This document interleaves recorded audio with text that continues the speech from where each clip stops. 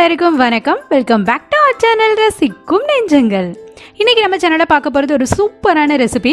இது மேக்ஸிமம் எல்லாருக்குமே ஃபேவரட்டான ரெசிபியாக இருக்கும். ஆமாம், நம்ம இன்னைக்கு ஒரு பரோட்டா ரெசிபி தான் பார்க்க போகிறோம். இதை வந்து கிளி பரோட்டா, அப்புறமா வாழை இலை பரோட்டா, அந்த மாதிரி ஒவ்வொரு இடங்களில் ஒவ்வொரு மாதிரி பேர் சொல்கிறாங்க. இது என்னோட ஸ்டைலில் நான் எப்படி ப்ரிப்பேர் பண்ணுறேன் அப்படிங்கிறத உங்களோட ஷேர் பண்ணிக்க போகிறேன். இதை எப்படி பண்ணுறேன் அப்படிங்கிறது வீடியோக்குள்ளே போய் பார்த்து தெரிஞ்சுக்கலாம். பட் அதுக்கு முன்னாடி as usual thought of the டே.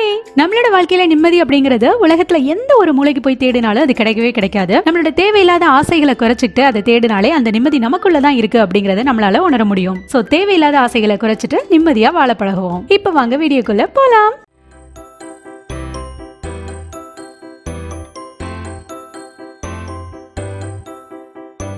இந்த வாழை இலை பரோட்டா செய்யறதுக்கு ஃபர்ஸ்ட் நம்ம வாழை இலையை வந்து ரெடி பண்ணிக்க போறோம். அதுக்கு இந்த மாதிரி ஒரு பெரிய சைஸ் வாழை இலையை எடுத்துட்டு அதோட அந்த தண்டு பகுதி இருக்கு இல்லையா, அதை வந்து நான் வந்து நல்ல மெல்லிசா கட் பண்ணிக்கிறேன். ஏன்னா இந்த மாதிரி கனமா இருந்துச்சு அப்படின்னா நம்மளால அதை வந்து மடக்க முடியாது. மடக்கும் போது ரொம்ப ரஃபா இருக்கும். ஸோ இலை சீக்கிரமா கிழிஞ்சு போயிடும். ஸோ இந்த மாதிரி கட் பண்ணி அந்த தண்டை எடுத்துக்கோங்க. இப்போ தண்டை கட் பண்ணி எடுத்ததுக்கு அப்புறமா நமக்கு தேவையான அளவு இலையை கட் பண்ணி எடுத்தாச்சு. இப்போ வந்து நம்ம என்ன பண்ண போறோம்னா, இந்த இலையை வந்து தீயில நல்லா வாட்டி எடுக்க போறோம். அப்படி வாட்டி நம்ம எடுத்தாதான் நம்ம வந்து பரோட்டாவை வச்சு நல்லா மடிச்சு கட்டும் போது அது வந்து நமக்கு நல்லா வளைஞ்சு கொடுக்கும். அப்படி இல்லைன்னா இலை வந்து கிழிஞ்சு போயிடும். ஸோ இந்த மாதிரி நல்லா வாட்டி எடுத்துக்கோங்க. ரெண்டு பக்கமும் நல்லா வாட்டி எடுத்துக்கோங்க. இப்போ நம்ம வாட்டி எடுத்த இலை சூப்பராக ரெடி ஆயிருச்சு. இப்போ இதுக்குள்ள இந்த மாதிரி ஒரு குட்டி பீஸ் இலையை வந்து நம்ம வச்சுக்கலாம். ஏன்னா சப்போஸ் இலை ஒரு வேளை கிழிஞ்சா கூட அது வந்து வெளியில வராம இருக்கும் இல்லையா, அதுக்காக தான். இப்போ அதுக்குள்ள ஒரு சின்ன பீஸ் இலையவும் நல்லா கழுவிட்டு வச்சிடலாம். வச்சுட்டு இதுல வந்து நான் இப்போ ஒரு பரோட்டா வந்து எடுத்து வைக்கிறேன். இது வந்து கடையில் வாங்கின பரோட்டா தான். நீங்கள் வீட்டில் ப்ரிப்பேர் பண்ணதுனால நீங்கள் தாராளமாக யூஸ் பண்ணலாம். இப்போ கடையில் வாங்கின ஒரு பரோட்டாவை வச்சுட்டு இப்போ இது வந்து வீட்டில் நான் செஞ்ச சிக்கன் குழம்பு. இதை வந்து நான் இந்த மாதிரி மேலே நல்லா இந்த மாதிரி ஊற்றி விட்டுக்கிறேன்.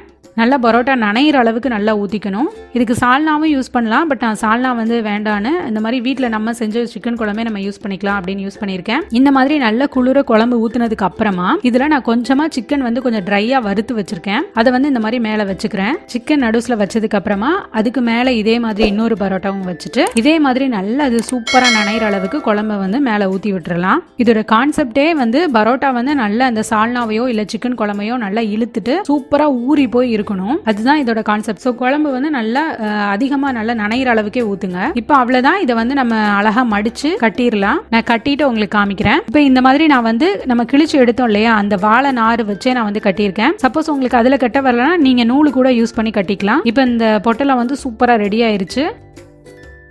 இப்போ இதை வந்து இந்த மாதிரி ஒரு தோசைக்கல்ல நல்ல எண்ணெய் தடவிட்டு இந்த வாழை இலையில ஸ்டஃப் பண்ண பரோட்டா பொட்டலத்தை வந்து இதில் வச்சு நல்லா திருப்பி போட்டு நம்ம நல்லா வறுத்து எடுக்க போகிறோம். இதில் எண்ணெய்க்கு பதிலாக நீங்கள் தண்ணி தெளிச்சும் கூட பண்ணலாம். பட் எண்ணெயில் பண்ணாதான் அந்த டேஸ்ட் வந்து ரொம்ப நல்லா இருக்கும். இந்த மாதிரி சுற்றியும் நல்லா எண்ணெய் ஊற்றிக்கோங்க. அப்போ தான் வாழை இலையில வந்து அந்த ஃப்ளேவர் ஃபுல்லாக அந்த பரோட்டாவில் வந்து இறங்கும். சாப்பிடும்போது அவ்வளோ அருமையாக இருக்கும். இந்த ரெசிபி இப்போ ரீசெண்ட் டைம்ஸில் தான் ரொம்ப ட்ரெண்ட் ஆயிருக்கு.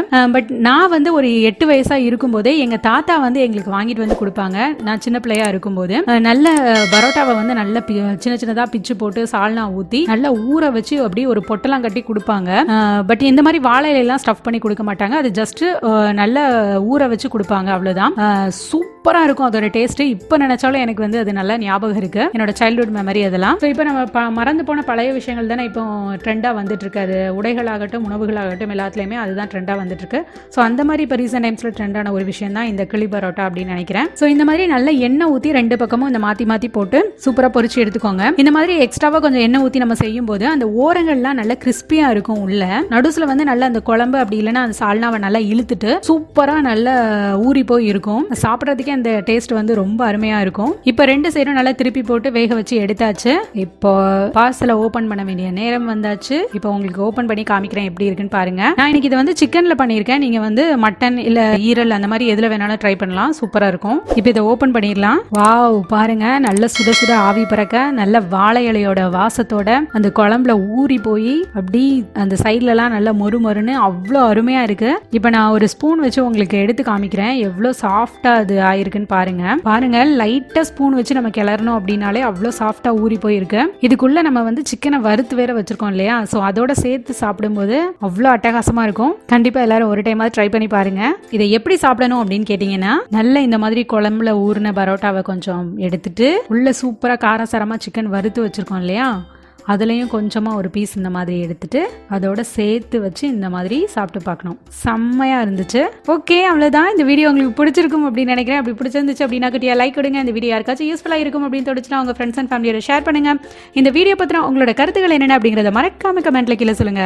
முக்கியமாக நம்ம சேனலை சப்ஸ்கிரைப் பண்ண மறக்காதீங்க. சப்ஸ்கிரைப் பண்ணிட்டு கூடவே இருக்கிற பெல் ஐக்கானை கிளிக் பண்ணி ஆல் அப்படின்ற ஆப்ஷனையும் கொடுத்துக்கோங்க. அப்பதான் நான் ஃபியூச்சர்ல அப்டேட் பண்ணக்கூடிய ஒவ்வொரு யூஸ்ஃபுல்லான வீடியோட நோட்டிஃபிகேஷனும் உங்களுக்கு தவறாம வந்து சேரும். அப்புறம் நான் எப்பவுமே சொல்ல மாதிரி நம்ம வாழ்ற லைஃப் ஒரு தடவை தான். சோ வாழ்ற வரைக்கும் ஹாப்பியா இருங்க, ஜாலியா இருங்க, சந்தோஷமா இருங்க, சிரிச்சுக்கிட்டே இருங்க. இன்னொரு இன்ட்ரெஸ்டிங்கான சூப்பரான யூஸ்ஃபுல்லான வீடியோட நான் உங்களை மீட் பண்றேன். இவ்வளவு நேரம் பொறுமையா இந்த வீடியோவை பார்த்து ரசித்த அத்தனை ரசிக்கும் நெஞ்சங்களுக்கும் மிக்க நன்றி. வாழ்க பாரதம், வளர்க நம் தமிழ்.